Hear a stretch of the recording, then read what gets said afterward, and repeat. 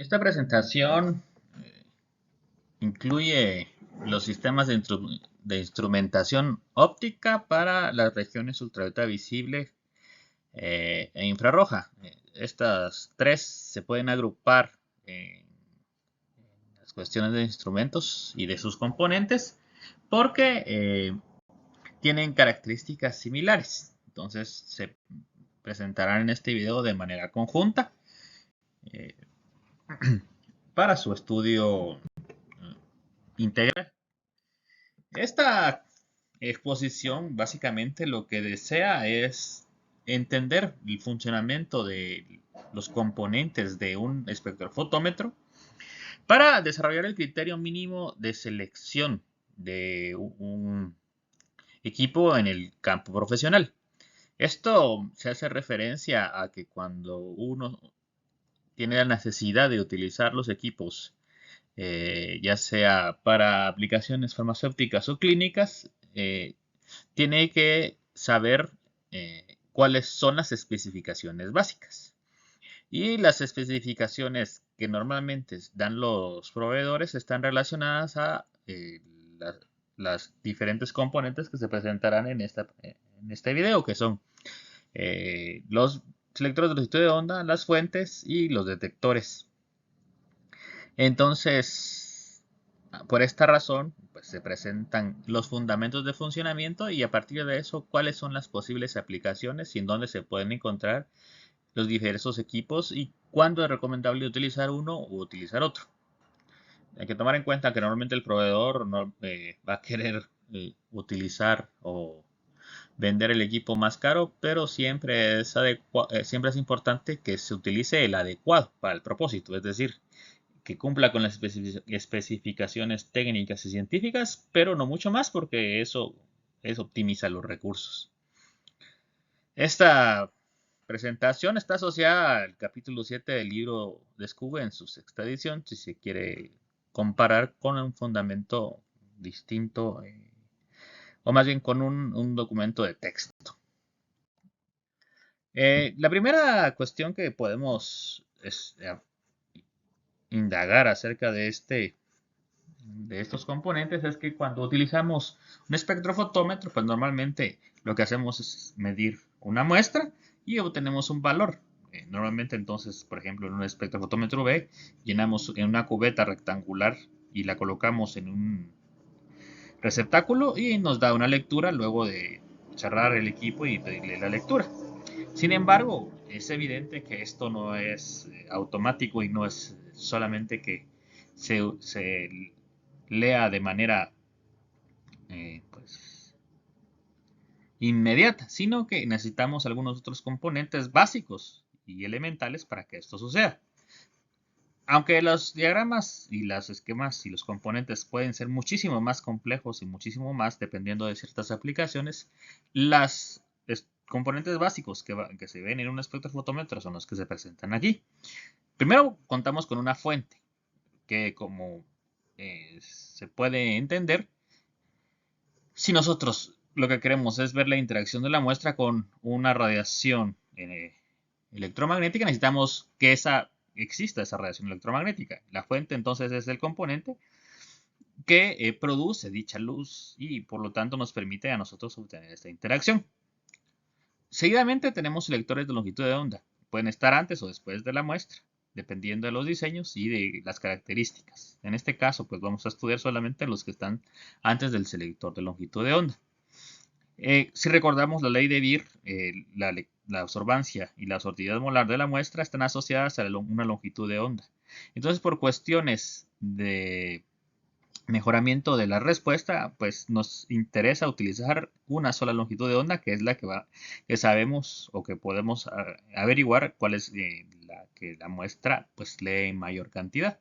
Es decir, cuál su absortividad molar es más alta. Y para seleccionar esa longitud de onda, pues necesitamos un selector de longitud de onda, que es el segundo componente que está incluido en este tipo de diseños. Finalmente, pues tenemos un detector. Los detectores son los componentes que entonces nos permiten leer cuántos fotones no interactuaron con la muestra y compararlos de cierta manera con los que salieron de la fuente. Esto, aunque no se explicará de manera detenida ni directa en esta presentación, pues significa normalmente que vamos a tener un circuito entre la fuente y el detector, que es el que nos permite obtener la lectura. En este video, pues vamos a hablar sobre todo, o más bien vamos a hablar de las fuentes y de los lectores de longitud de onda. Vamos a dejar los detectores para un video, para otro video, porque son hay que detenerse un poco más en el estudio de los mismos. Antes de iniciar con el estudio de los equipos propiamente dichos, tenemos que considerar que todo el material que utilicemos para hacer eh, todos los componentes que vamos a hablar tienen que ser transparentes a la longitud de onda que estamos hablando, a excepción del detector. En otras palabras, si necesitamos un selector de longitud de onda o necesitamos una ventana que enfoque o un espejo, por ejemplo, estos deben cumplir solamente con sus características ópticas, pero no deben interactuar con la radiación que estamos estudiando, porque entonces sería equivalente que tuviéramos muestra. Es como que nosotros quisiéramos leer una solución verde dentro de una cubeta verde o una solución verde dentro de una cubeta roja. Habrá interacciones ya sea con la radiación que estamos estudiando, con las longitudes de onda que son complementarias y por lo tanto tenemos que pensar en que el material debe ser adecuado para las secciones que tenemos que estudiar. Otra cuestión que debe ser importante con la consideración es que pues, deben ser resistentes al material de las muestras. O al menos debemos tener cuidados específicos cuando utilizamos algunos componentes que pueden dañar a los equipamientos debido a la interacción química que puede haber.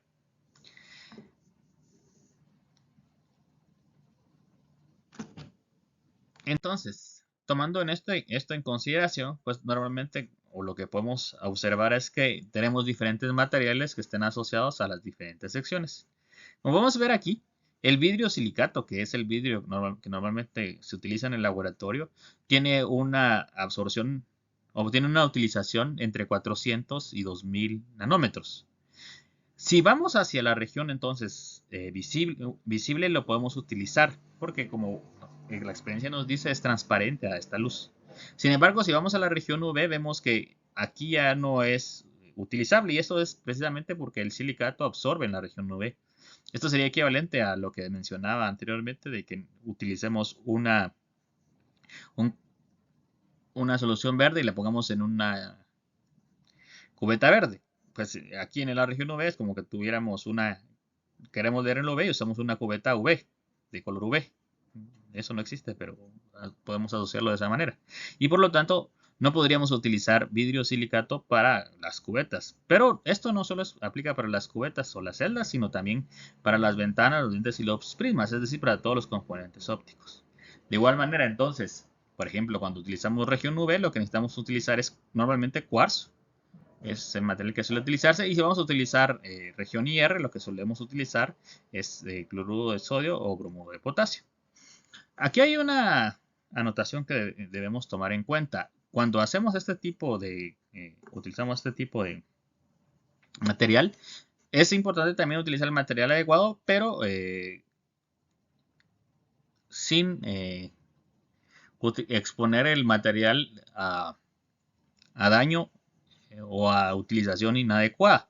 ¿A qué me refiero con esto? Por ejemplo, si vamos a leer en la región visible y tenemos cómo escoger entre vidrio de silicato y cuarzo, es decir, tenemos por ejemplo celdas de cuarzo y celdas de silicato, pues podemos utilizar las de silicato en lugar de las de cuarzo, porque aquí para optimizar recursos, sobre todo porque el cuarzo es muchísimo más caro que el vidrio. Entonces, aparte de tomar en cuenta cuestiones de técnicas como tal, es importante considerar los recursos cuando se utilizan los diferentes materiales de fabricación.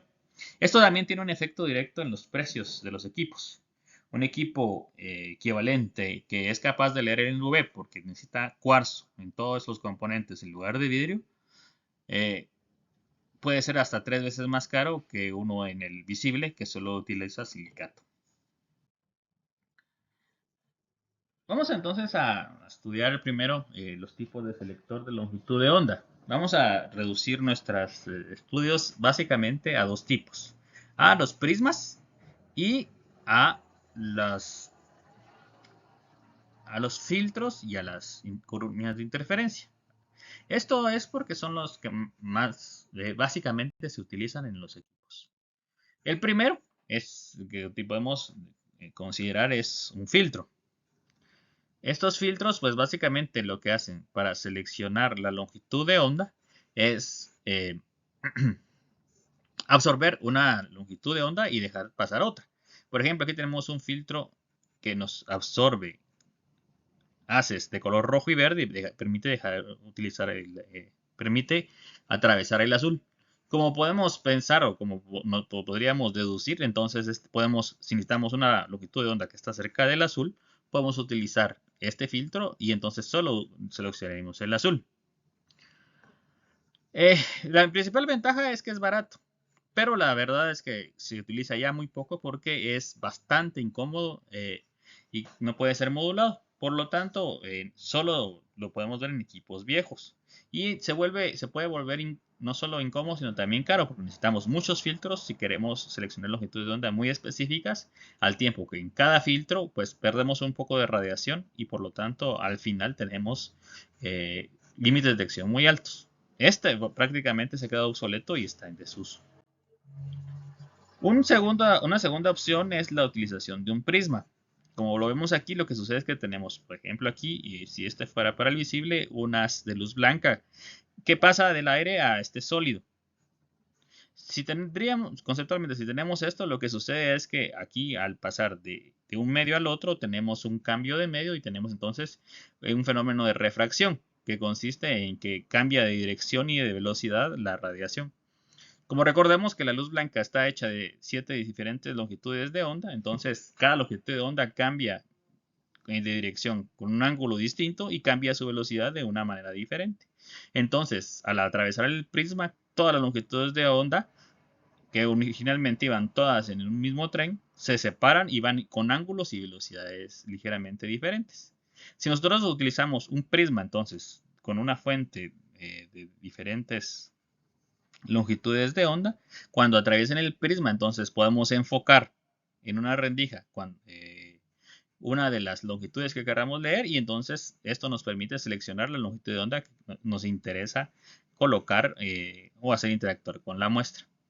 Se puede fabricar del material apropiado de la región del espectro que vamos a utilizar. Por ejemplo, si vamos a hacerlo invisible, podemos usar una de vidrio, mientras que si vamos a usar ultravioleta, tendría que, por ejemplo, ser de cuarzo o en el IR de alguna sal como bromuro de potasio. El enfoque, entonces, aquí en este caso depende de la geometría, porque lo que se necesita es un enfoque de la longitud que necesitamos utilizar. Aunque en general en los equipos nuevos se ha quedado obsoleto, en equipos actuales, en equipos viejos que aún se encuentran en el mercado, podemos ver algunos prismas utilizados como selectores de longitud de onda. Finalmente tenemos un sistema que se llama de redes. Este sistema de redes consiste básicamente en el fenómeno que vemos cuando nosotros reflejamos una luz, por ejemplo, como se ve aquí en este CD, una luz blanca y esta se descompone. Si nosotros recordamos cuando hemos utilizado estos dispositivos y los vemos contra luz, hay un área, por ejemplo, aquí que se ve blanca, tenemos todos los colores, pero si vamos viendo hacia los alrededores, vemos que por ejemplo, aquí tenemos azul, verde, amarillo, rojo. Esto se debe a que hay una interacción de interferencia como que la que se ve en la figura del lado izquierdo.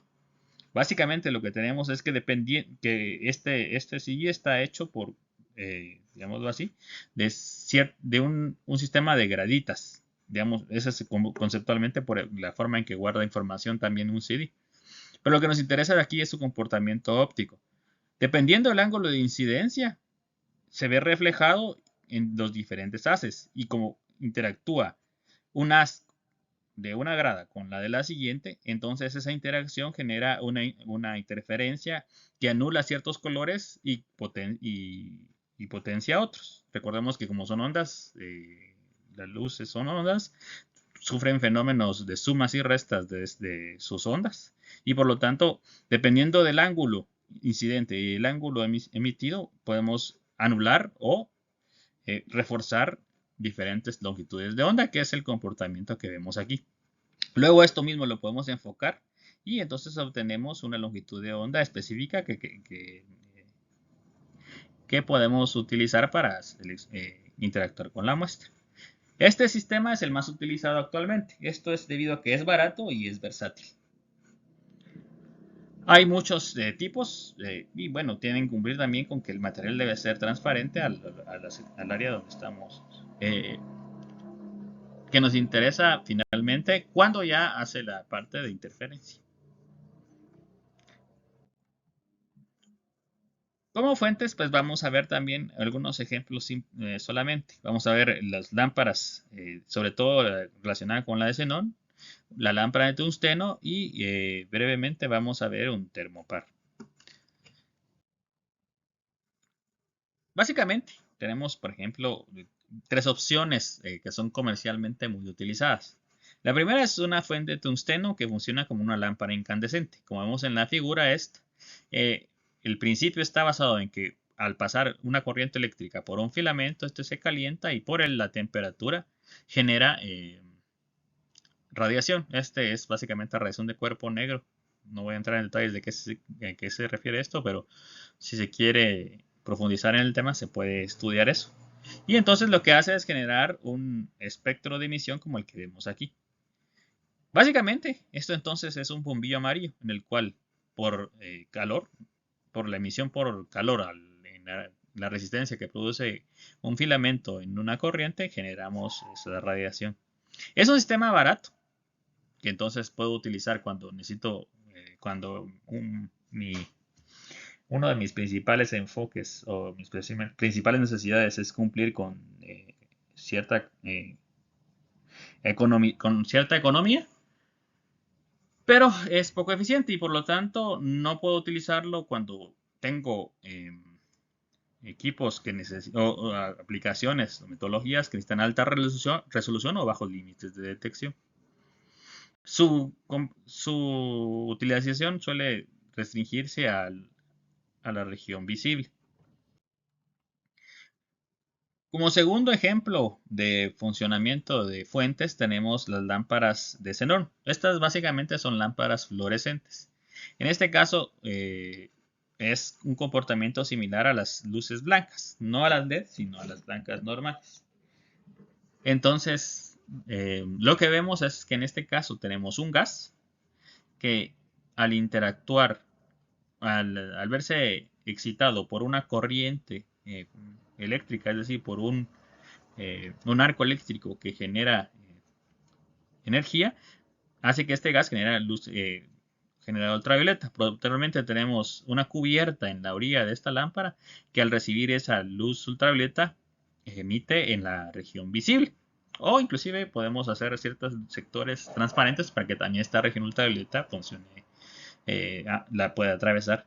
Entonces, lo que tenemos es una lámpara blanca que funciona por medio de esta excitación de este gas.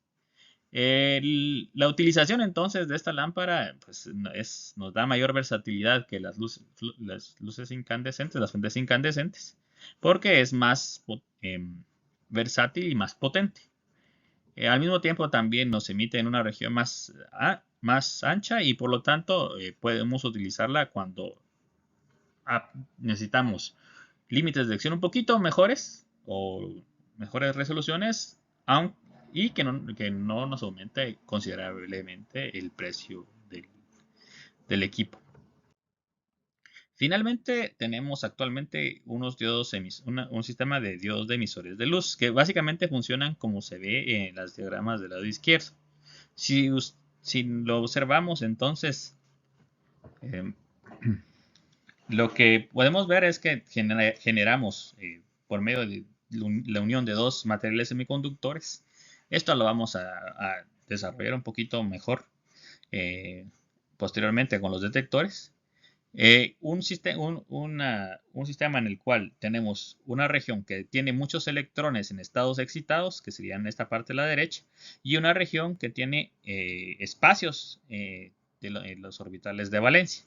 Básicamente, entonces, lo que tenemos, el concepto que tenemos aquí es como que estos electrones, al encontrarse con esos agujeros, caen en ellos. Es como que tuviéramos pelotas de golf que caen en agujeros de golf. Ahora bien, dependiendo de cómo yo utilice, cómo diseñe estas regiones, yo puedo controlar la altura del agujero donde cae, y dependiendo de esa altura, pues va a emitir de mayor o menor energía. Esto permite que yo pueda controlar la longitud de onda de emisión y que o que la gran mayoría de estos agujeros tengan la misma energía. Por lo tanto, puedo diseñar para que esta luz, que por ejemplo, que es lo que vemos aquí, se genere de manera muy intensa en una longitud de onda bastante definida. Y por lo tanto, estos detectores pueden utilizarse, perdón, estos fuentes pueden utilizarse cuando necesito una fuente intensa y con un ancho de banda bastante angosto. Y tiene la ventaja que bajo las tecnologías actuales no son tan caras y por lo tanto pueden ser de aplicación bastante general. Como conclusión de esta presentación, pues básicamente nos interesa en este momento describir que tenemos varios componentes para los básicos para un espectrofotómetro, en el cual la transparencia es algo que debemos tomar mucho en cuenta. Los mecanismos de selector, uno de ellos es los selectores de longitud de onda, que básicamente pueden ser filtros o por descomposición, y que esos por descomposición son prismas o escalerías. Cuál se utilice depende actualmente de cuál sea disponible, y que en la mayoría son escalerías.